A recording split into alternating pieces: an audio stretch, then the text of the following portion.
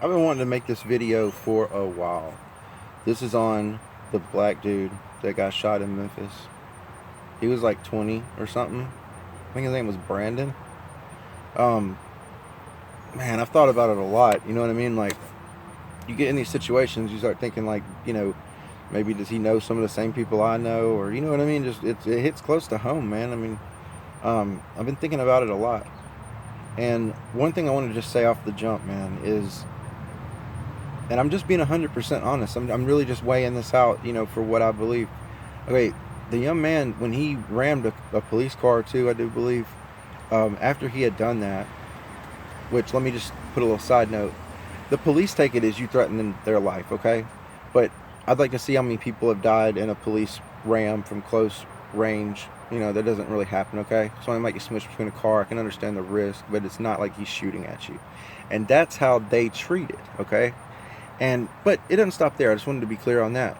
Moving right along, the young man jumped out of the car with, I do believe, we can just say an assault rifle. I think it's an AR-15, and was running. No, by no means did he point it at anybody, but he jumped out of the car with it, holding it, and took off running. Attempted to take off running. I think the feds shot him. The U.S. marshal shot him 16 times.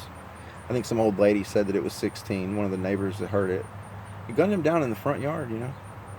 I heard they left the body out there way into the evening because it was a federal crime scene and so on and so forth, and they probably had to rig it, whatever they did. But okay, so that's one thing. I mean, here's the deal. To me, I'm just being honest now. I don't condone what happened or anything like that, but I'm just weighing out how I see it. He jumped out of the car with AR-15. Okay, that shows intent. There's one thing about jumping out and running, and there's another of grabbing your AR-15 and then running. It shows intent that he was going to take cover and shoot back at them with an assault rifle. So you got to keep that in mind. That's a very, very serious thing. Those officers, those agents, are trained to unload on your motherfucking ass if they see a gun. Literally, I'm not making that shit up. They're trained to do that. So it's just being real. Okay, so let's talk about Frasier and all the people out there and what they did. My main thought on that is like, look, man, those officers out there that were standing in a line or whatever, that everybody was throwing bottles, pieces of sharp glass, and rocks at them and all that. I mean, dude, those guys, you can look at them and tell, man, like that one tall black dude in all the news clips. I mean, he's normal looking as a motherfucker. He probably has a baby, lives in Bartlett in an apartment somewhere. I mean, it's like, what do you got against him? You know what I'm saying? And then, what's the problem? I mean, why are you trying to hurt him? And it's just, they were angry, they were upset, and they wanted to fuck some shit up. But did all those people fully understand all the dynamics of the situation before they freaked out? I don't know. Did they use too much force?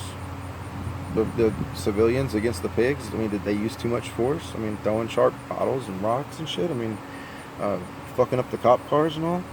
I don't know. I don't know. Here's the thing, man. I think it popped off a lot of problems, but at the end of the day, think about what I said. You know what I mean?